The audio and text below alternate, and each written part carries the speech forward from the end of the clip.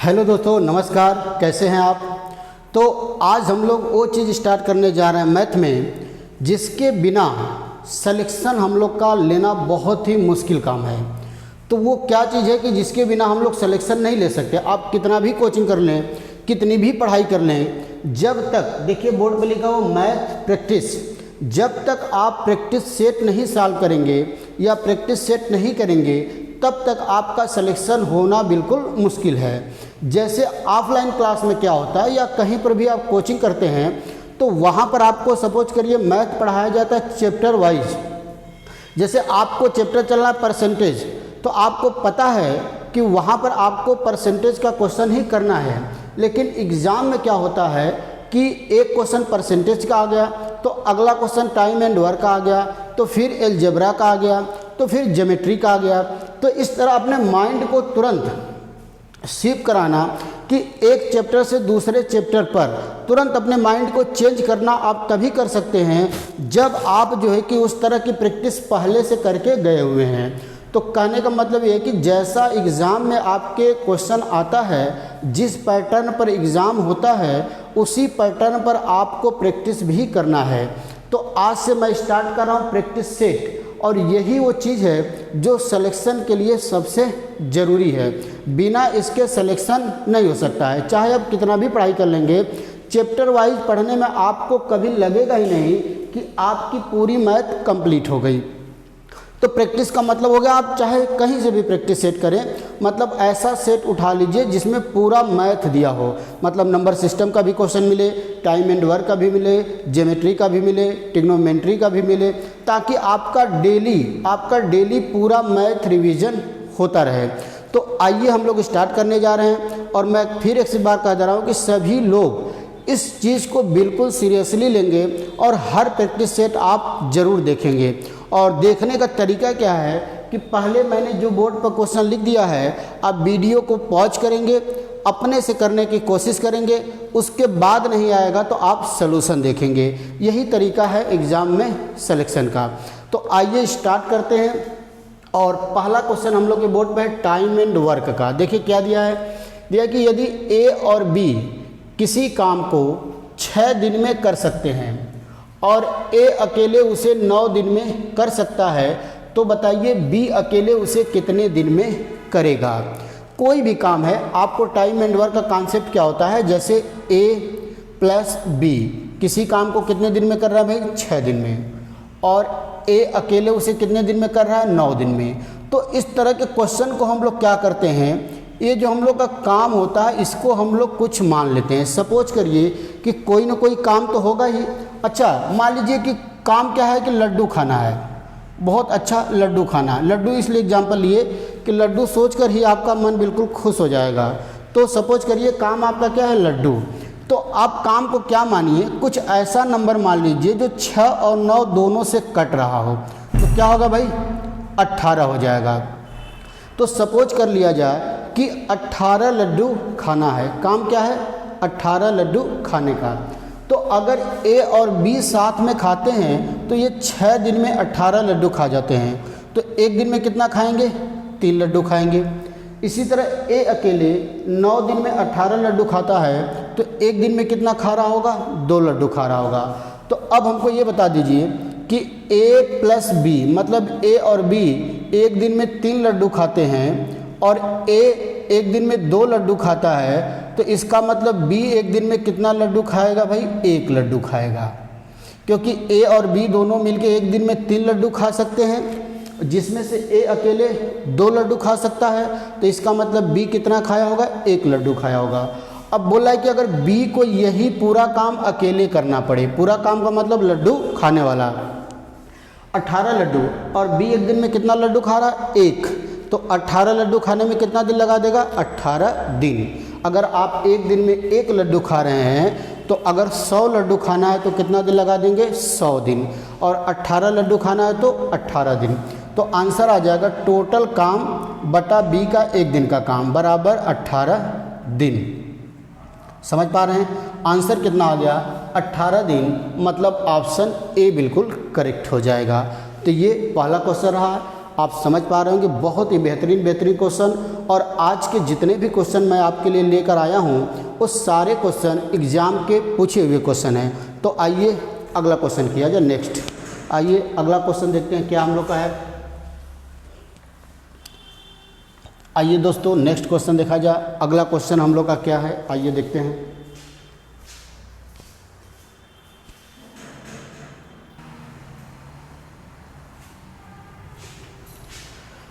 आइए दोस्तों अगला क्वेश्चन देखते हैं, क्वेश्चन नंबर 2। देखिए क्वेश्चन नंबर 2 ज्योमेट्री का मेंसुरेशन का क्वेश्चन है, बहुत ही बेहतरीन दिया है कि एक समलंब चतुर्भुज की दो समांतर भुजाओं की लंबाई क्रमशः 16 मीटर और 20 मीटर है और उनके बीच की दूरी 10 मीटर है, तो उसका क्षेत्रफल क्या होगा। 4 ऑप्शन भी हम लोग को दिया है। तो सबसे पहले तो ये जान जाए कि समलंब चतुर्भुज क्या होता है। तो समलंब चतुर्भुज होता है एक ऐसा चतुर्भुज, सपोज करिए ABCD, एक ऐसा चतुर्भुज जिसकी दो भुजाएं समांतर होती हैं और दो भुजाएं समांतर नहीं होती हैं। जैसे इसमें AB और CD एक दूसरे के समांतर है, AB और CD, लेकिन AD और BC समांतर नहीं है। और ये जो AB और बीच की दूरी होती है इसी को बोलते हैं AB और CD, मतलब दोनों समांतर के बीच की दूरी को। तो अब देखिए दिया है कि एक समलंब चतुर्भुज की समांतर भुजाओं की लंबाई 16 मीटर और 20 मीटर। तो आप जान जा रहे हैं कि ये 16 मीटर होगा और ये कितना होगा 20 मीटर, और उनके बीच की दूरी कितना दिया भाई, H की वैल्यू दिया है 10 मीटर।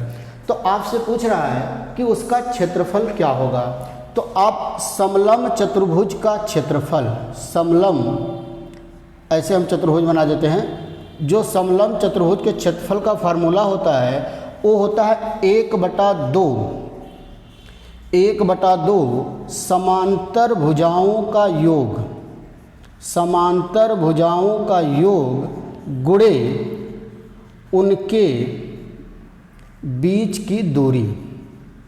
ये होता हम लोग का समलंब चतुर्भुज का क्षेत्रफल का फार्मूला। क्या होता भाई, 1/2 समांतर भुजाओं का योग इनटू उनके बीच की दूरी।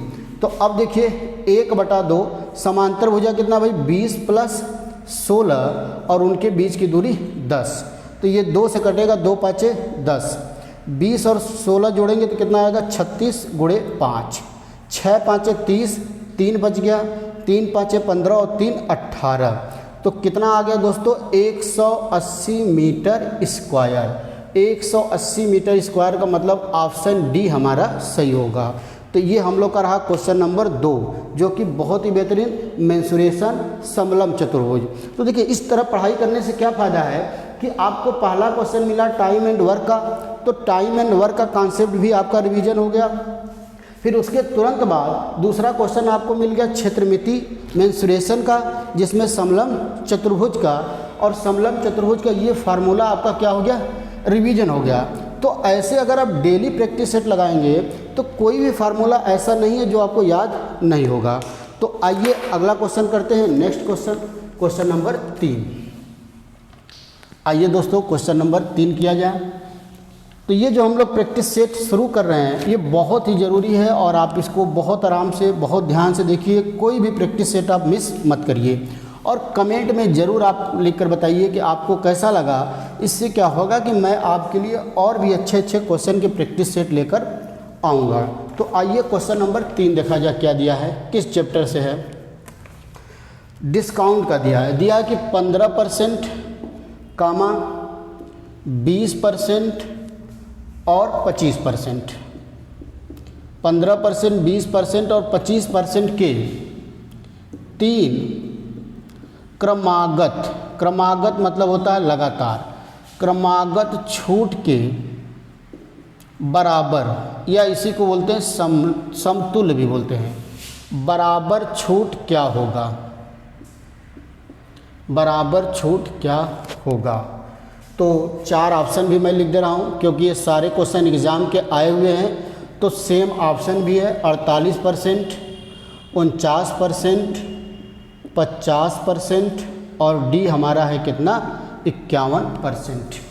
तो अब देखिए क्रमागत छूट का मतलब क्या होता है। क्रमागत छूट का मतलब होता है कि छूट के ऊपर छूट। जैसे सपोज करिए किसी वस्तु का जो मार्केट प्राइस है वो 100 रुपया है, तो आपको बोल दिया कि 10% और 20% का दो क्रमागत छूट। तो इसका मतलब ये हुआ कि पहले 100 रुपया पर आपको 10% छूट मिलेगा, तो उसकी कीमत कितनी हो जाएगी भाई 90 रुपया। तो अब जो आपको 20% का अगला छूट मिलेगा वो आपको मिलेगा 90 पर। तो इसका मतलब 90 का 20% निकालेंगे, 20 पाँचे 100, 18 पाँचे 90। इसका मतलब इस पर आपको 18 रुपये का छूट और मिल गया। तो कितनी कीमत आ गई 72 रुपया। मतलब 100 रुपये की चीज़ आपको कितने में मिल गई 72 में। तो अगर कोई ये पूछ दे कि बताइए 10% और 20% के दो क्रमागत छूट के बराबर एक अकेला छूट क्या होगा, तो आप बोलेंगे 100 रुपये की चीज़ हमको 72 में मिल गई, तो इसका मतलब हमको कितने का छूट मिल गया भाई 28% का। तो इसी को बोलते हैं बराबर छूट। मतलब 10% और 20% के बराबर एक अकेला छूट क्या होगा 28%। समझ पा रहे हैं, क्रमागत छूट का मतलब आप समझ गए। और इसी को निकालने का एक और भी तरीका हम लोग के पास है। जैसे हमारे पास ऐसा है कि x% और y% के दो क्रमागत छूट के बराबर छूट, x% और y% के दो क्रमागत छूट के बराबर छूट का जो फार्मूला होता है वो होता है x + y - x/100%। इस चीज़ को आप याद कर लीजिए। जैसे यही चीज़ आप यहाँ भी लगा देते, जैसे 10 + 20 - 10 × 20/100। तो देखिए 10 + 20 कितना आ जाएगा भाई 30, और ये दोनों जीरो कटेगा -2, कितना आ गया 28%। बात सही है। तो जैसे हम लोग के क्वेश्चन में दिया क्या था, हम लोग के क्वेश्चन में वो 3 दिया था। तो देखिए यही वाला फार्मूला हम लोग 3 के लिए कैसे लगाएंगे। हम लोग को जो दिया था वो दिया था 15%, 20% और 25%। तो इसको मान लिया जाए x%, इसको y% और इसको z%। तो पहले यही फार्मूला आप किसी दो के साथ लगा दीजिए, कोई भी दो लेकर, या तो इसको इसको, या तो इसको इसको, या तो इसको इसको। ऑप्शन आंसर पर कोई फ़र्क नहीं पड़ेगा। फिर जो रिजल्ट आएगा उसी का हम लोग फिर एक बार फार्मूला तीसरे के साथ लगाएंगे। तो जैसे मैं 15 और 20 ले रहा हूँ, तो ये 15 + 20 - 15 × 20/100। तो देखिए ये क्या होगा भाई, ये तो हो जाएगा 35, ये 20 पाँचे 100, 5 3 15 -3। इसका मतलब कितना छूट हो गया 35%। तो अब हमको क्या करना है, अब x को 35 नहीं 32 आ गया है, तो अब हमको ये 32 ले लेना है और ये 25% ले लेना है, और यही वाला फार्मूला फिर लगा देना है। तो देखिए 32 + 25 - 32 × 25/100। तो ये हमारा आपका हो जाएगा 57 - 25 चौके 100, 4/32 -8। तो 57 - 8 करेंगे तो कितना आ जाएगा 49%, और यही हमारा हो जाएगा आंसर। तो ऑप्शन बी आपका बिल्कुल करेक्ट होगा। समझ पा रहे हैं कॉन्सेप्ट को। ये तो आपका फार्मूला हो गया।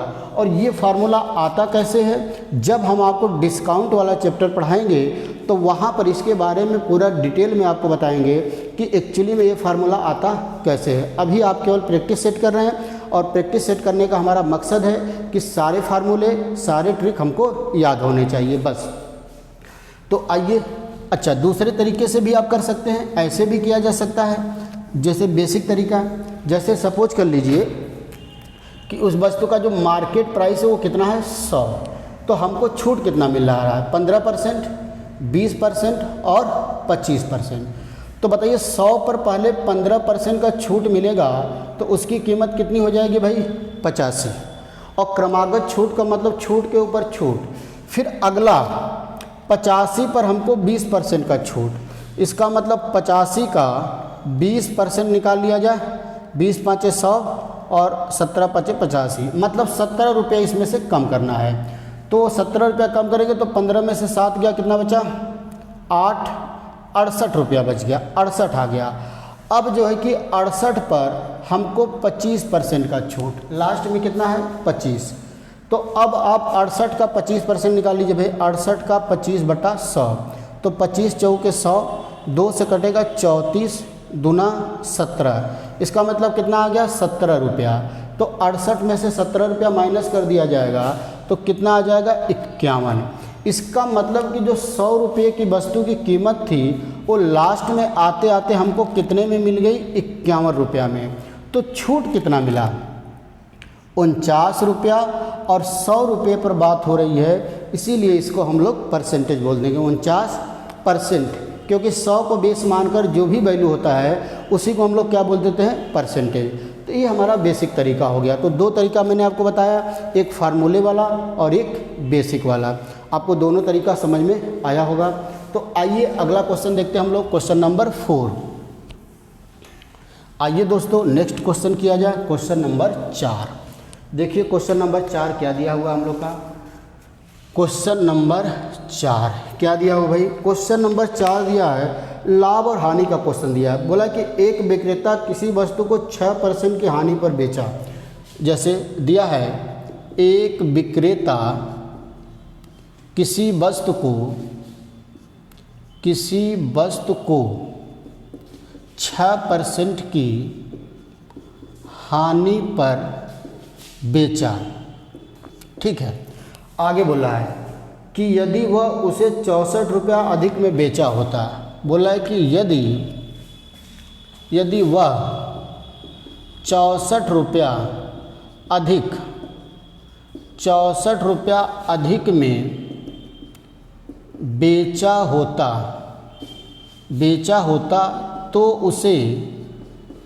तो उसे 10% का लाभ होता। 10% का क्या होता भाई, लाभ होता। 10% का लाभ होता तो वस्तु का लागत मूल्य, तो वस्तु का लागत मूल्य क्या होगा, वस्तु का लागत मूल्य क्या है, वस्तु का लागत मूल्य क्या है। बहुत ही बेहतरीन क्वेश्चन। ऑप्शन भी मैं लिख दे रहा हूँ। पहला दिया है 200 रुपया, बी ऑप्शन आपका दिया है 164 रुपया, सी ऑप्शन हम लोग का दिया है 400 रुपया, और डी ऑप्शन दिया हुआ है 464 रुपया। देखिए लाभ और हानि का बहुत ही बेहतरीन क्वेश्चन है। लाभ और हानि का क्वेश्चन है। दिया है कि एक विक्रेता किसी वस्तु को 6% की हानि पर बेच रहा है। आगे बोला है कि यदि वह उसे 64 रुपया अधिक में बेचा होता तो उसे 10% का लाभ होता, 10% का लाभ होता है। तो उस वस्तु का क्रय मूल्य मतलब उस वस्तु की लागत मूल्य आपको बतानी है। तो मान लिया जाए कि उस वस्तु का लागत मूल्य कितना है भाई, 100 रुपया। अब देखिए पहली बार वह 6% की हानि पर बेच रहा है। इसका मतलब जो SP1 है, जो पहला विक्रय मूल्य है वो होगा 94%। 6% की हानि का मतलब 94%। अब दोबारा जो है अगर 64 रुपया ज़्यादा में बेच रहा है, मतलब अगर ये 64 रुपया ज़्यादा में बेचता है तो उसे 10% का लाभ होता है। इसका मतलब अगर 100 रुपये की कीमत है और 10% का लाभ लेना है तो इसका मतलब 110% में बेचा होगा। कितने में बेचा होगा दोस्तों, 110% में। और ये 110% ज़्यादा क्यों आ रहा है, 64 की वजह से। तो पहले कितने में बेचा था, 94, अब कितना 110%, तो कितना ज़्यादा आ गया, 16%। बाद में पहले से कितने ज़्यादा में बेचा, 16%। और ये जो 16% ज़्यादा कीमत आ रहा है ये किसकी वजह से आ रहा है, जो 64 रुपया ज़्यादा में बेचा है। तो आप बोलेंगे 16% की वैल्यू 64, तो 1% की वैल्यू 4, तो 100% की वैल्यू कितना हो जाएगा दोस्तों, 400 रुपया। इसका मतलब उस वस्तु का जो क्रय मूल्य है, जो लागत मूल्य है वो कितना है, 400 रुपया है। मतलब ऑप्शन सी हमारा बिल्कुल करेक्ट है, ऑप्शन सी बिल्कुल करेक्ट है। तो आप समझ पा रहे हैं ये लाभ हानि का बहुत ही बेहतरीन क्वेश्चन है और करने का तरीका आप देख रहे हैं कि बिल्कुल हम लोग का आसान था, बिल्कुल आसान।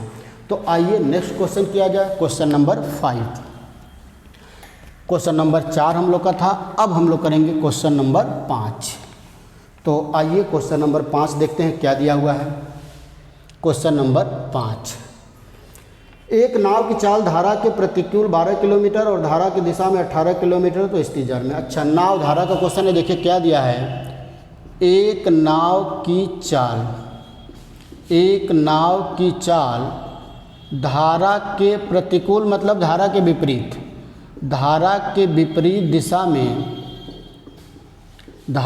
विपरीत दिशा में कितना भाई 12 किलोमीटर प्रति घंटा और धारा के दिशा में कितना है 18 किलोमीटर प्रति घंटा। 18 किलोमीटर प्रति घंटा। तो स्थिर जल में नाव की चाल क्या होगी? नाव की चाल क्या होगी?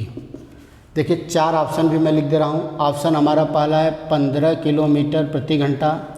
जो बी ऑप्शन है हम लोग का है वो 5 किलोमीटर पर आवर। जो सी ऑप्शन है वो हमारा है 3 किलोमीटर पर आवर। और जो डी ऑप्शन है वो हम लोग का है 10 किलोमीटर पर आवर। तो आइए क्वेश्चन को समझा जाए। नाव धारा का क्वेश्चन है। आप समझ लीजिए, जैसे मान लीजिए कि स्थिर जल में नाव की चाल अगर हम लोग मान लेते हैं 20 किलोमीटर प्रति घंटा और धारा की चाल मान लेते हैं, जो धारा की चाल है उसको हम लोग मान लिया जाए 8 किलोमीटर प्रति घंटा। तो कॉन्सेप्ट को आप समझ लीजिए। जब आप नदी में गए होंगे कभी नाव पर बैठकर, तो आप देख रहे हैं कि जो नदी में पानी का बहाव होता है, या तो पानी बहेगा या तो स्थिर रहेगा, या तो पानी में बहाव रहेगा या तो स्थिर रहेगा। तो सपोज करिए कि पानी का बहाव इस दिशा में, मतलब ये धारा की चाल है और आप नाव भी लेकर इसी दिशा में जा रहे हैं 20 किलोमीटर प्रति घंटा की चाल से। तो आपको ऐसा महसूस होता होगा कि जब आप धारा की दिशा में जाते होंगे तो आपकी चाल बढ़ जाती होगी, और जब आप धारा के विपरीत दिशा में जाते होंगे तो आपकी चाल घट जाती होगी। आपको लगता होगा कि आगे से कोई आपको रोक रहा है, और आप धारा की दिशा में जाते होंगे तो लग रहा होगा कि पीछे से कोई आपको धक्का दे रहा है। तो जब आप धारा के दिशा में जाएंगे तो उस समय नाव की चाल हो जाएगी B+R। इसका मतलब नाव की चाल में से धारा की चाल जुड़ जाएगी। और जब धारा इस दिशा में जा रहा है और आप नाव उसके विपरीत दिशा में जा रहे हैं, तो उस समय आपके नाव की चाल हो जाएगी B-R। कॉन्सेप्ट को समझ पा रहे हैं? जैसे ये क्वेश्चन दिया था कि धारा के विपरीत दिशा में नाव की चाल अगर 12 किलोमीटर है, इसका मतलब B-R की वैल्यू दिया है 12, और धारा के दिशा में नाव की चाल 18 दिया है, इसका मतलब B+R की वैल्यू कितना दिया है 18। और स्थिर जल में नाव की चाल पूछ रहा है, इसका मतलब B का मान हमसे पूछ रहा है।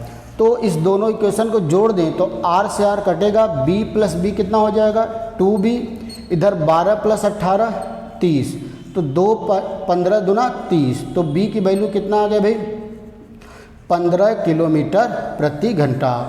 और यही हमारा नाव की चाल होगी, मतलब ऑप्शन ए बिल्कुल करेक्ट हो जाएगा। समझ पा रहे हैं? बहुत ही बेहतरीन कॉन्सेप्ट। नाव धारा में इसके अलावा कोई कॉन्सेप्ट लगेगा ही नहीं। बस आपको इतनी बात याद रखना है कि अगर आप नाव धारा के दिशा में लेकर जाएंगे तो आपके नाव के चाल में धारा की चाल भी जुड़ जाएगी, और अगर आप धारा के विपरीत दिशा में जा रहे हैं तो नाव की चाल में से धारा की चाल घट जाती है। बस इतना कॉन्सेप्ट आपको याद रखना है। आइए अगला क्वेश्चन, नेक्स्ट क्वेश्चन किया जाए। Question number 6।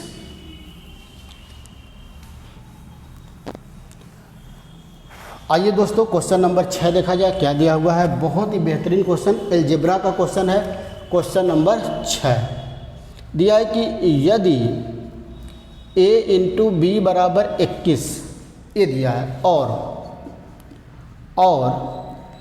a + b का whole square upon a - b का होल स्क्वायर बराबर 25/4। तो आपको वैल्यू बताना है किसका, a² + b² + 3ab का मान क्या होगा। 3ab का मान क्या होगा। बहुत ही बेहतरीन क्वेश्चन। ऑप्शन भी मैं लिख दे रहा हूँ, 115, बी ऑप्शन है 121, सी ऑप्शन है 125 और डी ऑप्शन है 127। तो ये हम लोग का क्वेश्चन है और ये हम लोग का 4 ऑप्शन है। अब देखिए, अब 2 इक्वेशन है, 2 वेरिएबल है, हम लोग ए और बी की वैल्यू तो निकाल सकते हैं, ऐसा नहीं है, लेकिन बेसिक तरीके से अगर करने जाते हैं तो इस क्वेश्चन को करने में हम लोग को लगेगा काफ़ी टाइम। तो अब देखिए थोड़ा सा दिमाग लगाते हैं। जब a इंटू बी बराबर दिया 21, इसका मतलब a और b का मान ऐसा लेना है कि उन दोनों का गुणा करने पे 21 आ जाए। तो 21 का आप कर दीजिए गुणनखंड, तो 21 का गुणनखंड या तो 7 गुणे 3 होगा या 21 गुणे 1 होगा, इसके अलावा कोई भी गुणनखंड नहीं होगा। तो मतलब a की वैल्यू 7 होगी तो b की वैल्यू 3 होगी और a की वैल्यू 21 होगा तो b की वैल्यू 1 होगा। अब इसमें से हम लोग a और b का वैल्यू लेकर चेक कर लेते हैं दूसरे वाले इक्वेशन में। अगर a इक्वेशन सेटिस्फाई हो गया तो इसका मतलब a और b का मान वही होगा। तो चलिए हम लोग a का मान 7 और b का मान 3 लेते हैं। तो यहाँ दिया a प्लस बी का होल स्क्वायर, मतलब 7 प्लस 3 का होल स्क्वायर, और नीचे दिया a माइनस बी मतलब 7 माइनस 3 का होल स्क्वायर। तो ये आ जाएगा 10 का स्क्वायर और ये कितना आ जाएगा भाई 4 का स्क्वायर। तो 10 का स्क्वायर हो गया 100 और 4 का स्क्वायर हो जाएगा 16। 4 से कटेगा 25 चौके 100, 4 चौके 16। तो अब देखिए 25/4 आ रहा है, इसका मतलब a की वैल्यू 7 होगा और b की वैल्यू 3 होगा। क्लियर हो गया। अब हमसे क्वेश्चन क्या पूछा है, a square plus B square plus 3ab, मतलब 7 का स्क्वायर प्लस 3 का स्क्वायर प्लस 3 गुणे 7 गुणे 3।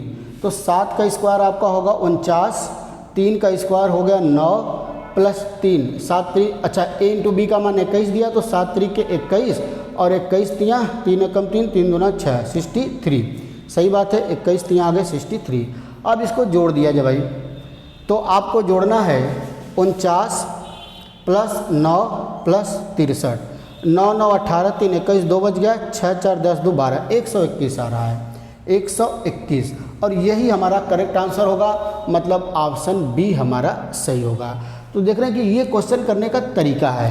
अगर इसी क्वेश्चन को आप बेसिक तरीके से करने लगेंगे तो बहुत लेंदी हो जाएगा, ए का मान निकालें फिर बी का मान निकालें। तो थोड़ा से हम लोग को दिमाग भी लगाना है क्वेश्चन को सॉल्व करते समय कि कैसे हम लोग क्वेश्चन को जल्दी से जल्दी कर पाएँ।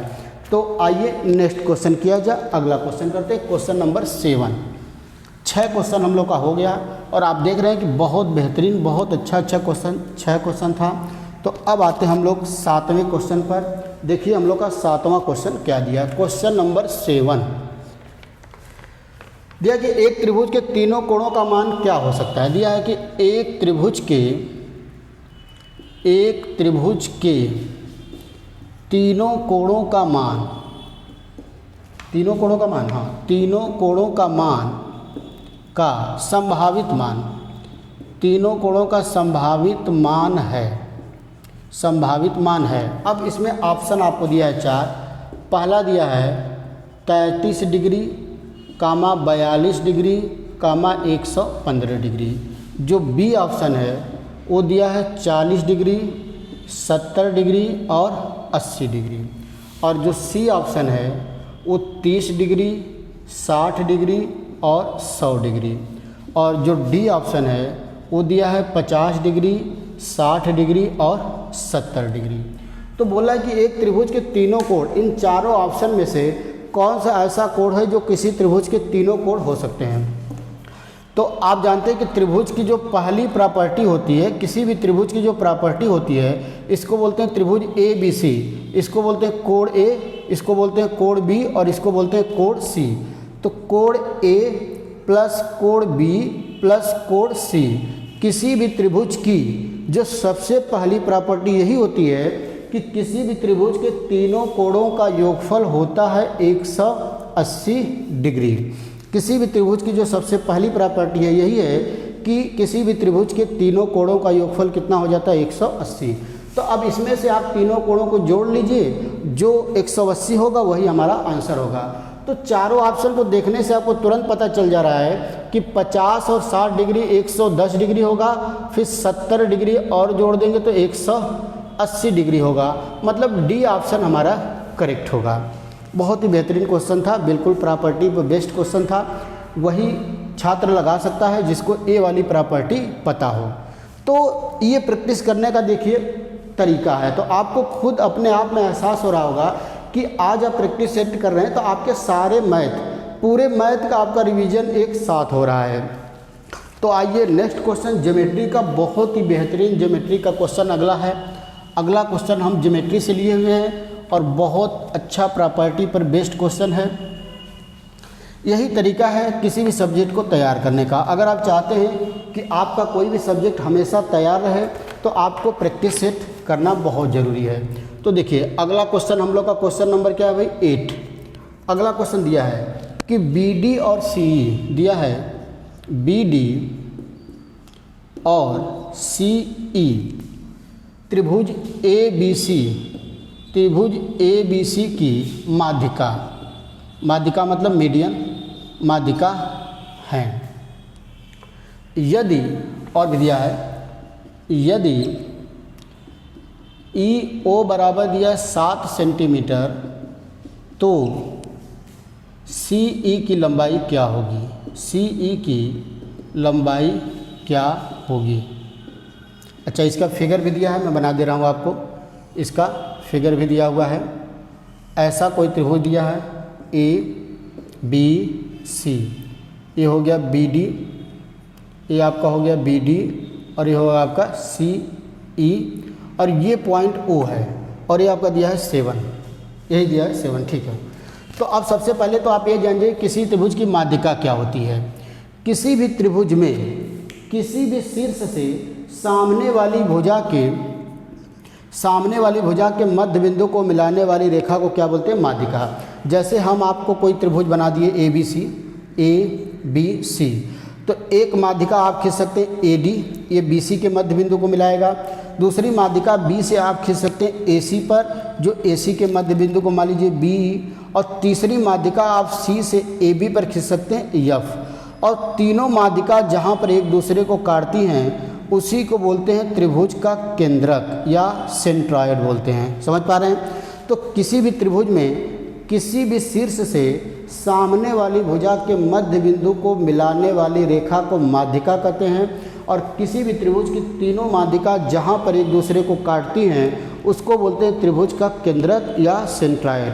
ये दो प्रॉपर्टी, और एक तीसरी सबसे जो इम्पॉर्टेंट प्रॉपर्टी है उसी प्रॉपर्टी पर हम लोग का क्वेश्चन है। तीसरी प्रॉपर्टी मान लीजिए ये O हो गया, तो तीसरी प्रॉपर्टी ये है कि जो त्रिभुज की माध्यिकाएं होती हैं वो एक दूसरे को 2 और 1 के अनुपात में विभाजित करती हैं, 2 और 1 के अनुपात में। इसका मतलब ये हो गया कि अगर इसकी बात करें हम लोग BO और EO, अगर OB अनुपात OE की बात करें तो इनका रेशियो होगा 2 और 1। जैसे इस वाले में बात करें, इस वाले में तो ये जो माध्यिका O पर काट रही हैं तो इसका मतलब EO अपान CO बराबर होगा 1:2। ये वाली साइड 2 होगा, ये वाली साइड 1 होगा। तो देखिए इनका अनुपात 1 और 2, तो यही 1 की वैल्यू दिया है 7, तो 2 की वैल्यू कितना हो जाएगा दोस्तों 14। अगर 1 की वैल्यू 7 दिया है, इसकी वैल्यू कितना हो जाएगा 14। तो आपसे पूछा था EC की लंबाई, तो EC बराबर होगा EO प्लस OC और इसकी वैल्यू 7 है, इसकी वैल्यू 14 होगा, मतलब टोटल लंबाई कितना आ जाएगा 21 आ जाएगा और इसका आंसर कितना होगा 21 सेंटीमीटर। तो बहुत ही बेहतरीन ज्योमेट्री का क्वेश्चन था, आप देख रहे हैं बहुत ही बेहतरीन ज्योमेट्री का क्वेश्चन था। तो इस तरह लगेगा। तो आपको माध्यिका का कॉन्सेप्ट भी आपको क्लियर हो गया। यहाँ पर इस क्वेश्चन को करने से 2 फायदे आपको हो गए, एक तो माध्यिका आप जान गए क्या होता है और दूसरी एक माध्यिका की प्रॉपर्टी भी जान गए कि किसी भी त्रिभुज की माध्यिका एक दूसरे को 2 और 1 के अनुपात में विभाजित करती हैं। और भी माध्यिका की बहुत सी प्रॉपर्टी है, लेकिन वो बात हम लोग ज्योमेट्री में करेंगे जब हम लोग ज्योमेट्री की क्लास शुरू करेंगे।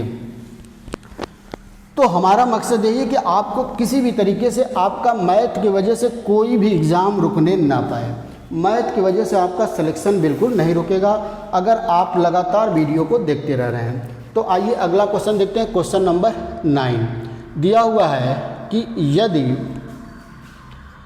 Sec square theta plus tan square theta बराबर √3, तो सेक की पावर 4 थीटा माइनस 10 की पावर 4 थीटा का मान क्या होगा। ऑप्शन मैं दे रहा हूँ, ए है 1/3, बी ऑप्शन है 1, सी ऑप्शन है कड़ी में 3 और डी ऑप्शन है 0। तो बहुत ही बेहतरीन ट्रिग्नोमेट्री का क्वेश्चन है भाई। देखिए आपको दिया sec square theta plus 10 square theta का मान कड़ी में 3, तो आपको बताना है सेक की पावर 4 थीटा माइनस 10 की पावर 4 थीटा। आपको बताना है सेक की पावर 4 थीटा माइनस 10 की पावर 4 थीटा का मान। तो क्या हम इसको ऐसे लिख सकते हैं, सेक स्क्वायर थीटा का whole square minus 10 square theta का होल स्क्वायर। तो अब देखिए अब आपका ये फार्मूला बन गया a square minus b square, और ए स्क्वायर बी स्क्वायर का फार्मूला होता है एक ब्रैकेट में ए प्लस बी, मतलब 10 square theta plus sec square theta, और दूसरे ब्रैकेट में होगा sec square theta minus 10 square theta, ये होगा। और आपसे जो इसकी वैल्यू पूछा था, अच्छा इसकी वैल्यू तो आपको ऑलरेडी दिया है कड़ी में 3। अब आपको सोचना है कि इसकी वैल्यू क्या होगा, इसकी वैल्यू क्या होगा। तो ट्रिग्नोमेट्री की एक आइडेंटिटी होती है, आप जानते होंगे कि 1 प्लस 10 स्क्वायर थीटा बराबर होता है sec square theta. 1 plus 10 square theta बराबर सेक स्क्वायर। तो अगर 10 को इधर ले जाएं तो 1 बराबर हो जाएगा sec square theta minus 10 square theta. तो ये वाली प्रॉपर्टी का हम लोग यूज करेंगे। Sec square theta minus 10 square theta बराबर 1, तो sec square theta minus 10 square के थीटा की जगह हम लोग क्या रख देंगे, इंटू 1। तो कड़ी में 3 गुणे 1, तो आंसर कितना आ जाएगा भाई, कड़ी में 3। और यही इस क्वेश्चन का आंसर होगा, मतलब ऑप्शन डी हमारा बिल्कुल करेक्ट हो जाएगा। समझ पा रहे हैं, बहुत ही बेहतरीन क्वेश्चन था, क्वेश्चन नंबर 9। अब इसके बाद अगला क्वेश्चन हम लोग का क्वेश्चन नंबर 10 है, और यही क्वेश्चन हम लोग का लास्ट क्वेश्चन रहेगा, क्योंकि 10 क्वेश्चन की प्रैक्टिस सेट मैं आपके लिए लेकर आया हूँ। 10 क्वेश्चन का प्रैक्टिस सेट रहेगा, और ताकि आप बहुत आराम से, ऐसा भी आपको ना लगे कि बहुत ज़्यादा क्वेश्चन है और ऐसा भी ना लगे कि बहुत कम क्वेश्चन है, मतलब उतना क्वेश्चन करना है जहाँ तक आपका इंटरेस्ट बना रहे। तो आइए अगला क्वेश्चन देखते हैं।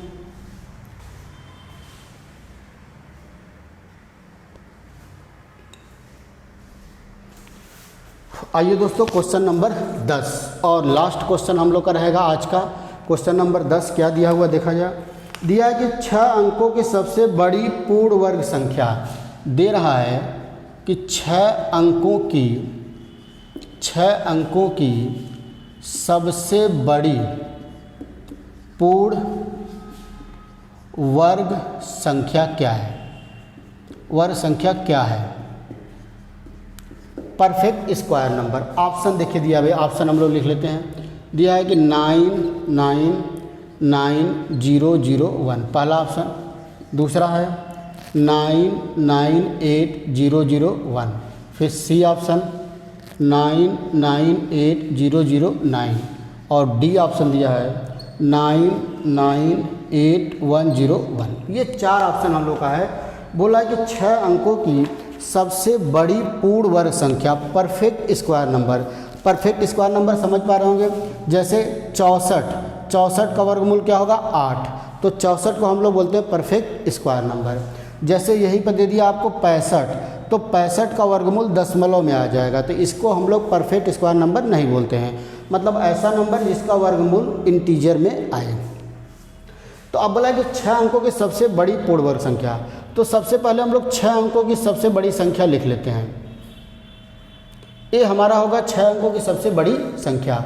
अब देखिए वर्गमूल निकालने का तरीका क्या होता है। वर्गमूल निकालने में हम लोग क्या करते हैं कि राइट साइड से 2-2 नंबर का पेयर बनाते हैं, राइट साइड से दाहिने तरफ से 2-2 नंबर का पेयर बनाते हैं। फिर उसके बाद हम लोग 99 में किसी नंबर से भाग देंगे, और ख़ास बात यह है कि जिस नंबर से आप भाग देंगे, भाग भी आपको उतनी बार देना पड़ेगा।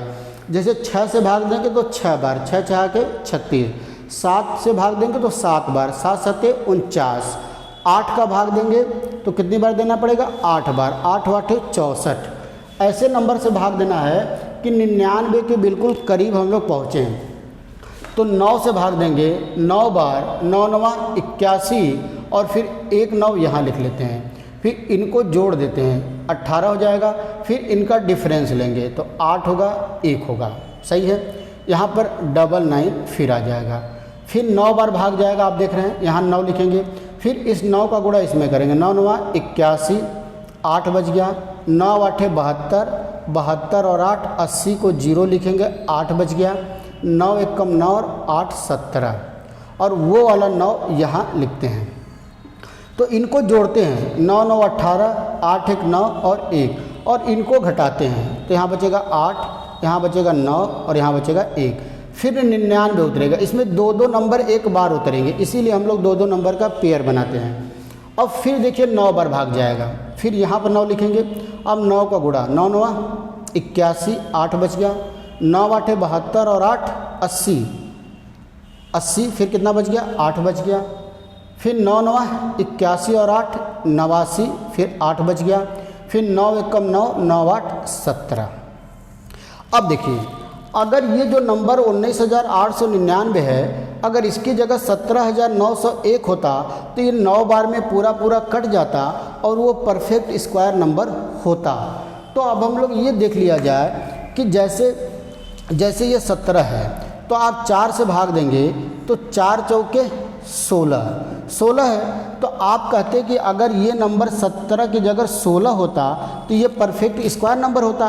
तो परफेक्ट स्क्वायर तो 17 में से कितना घटा दें, 1 घटा दें। कैसे घटाएंगे, क्योंकि इन दोनों का डिफरेंस कितना आएगा, 1 आएगा।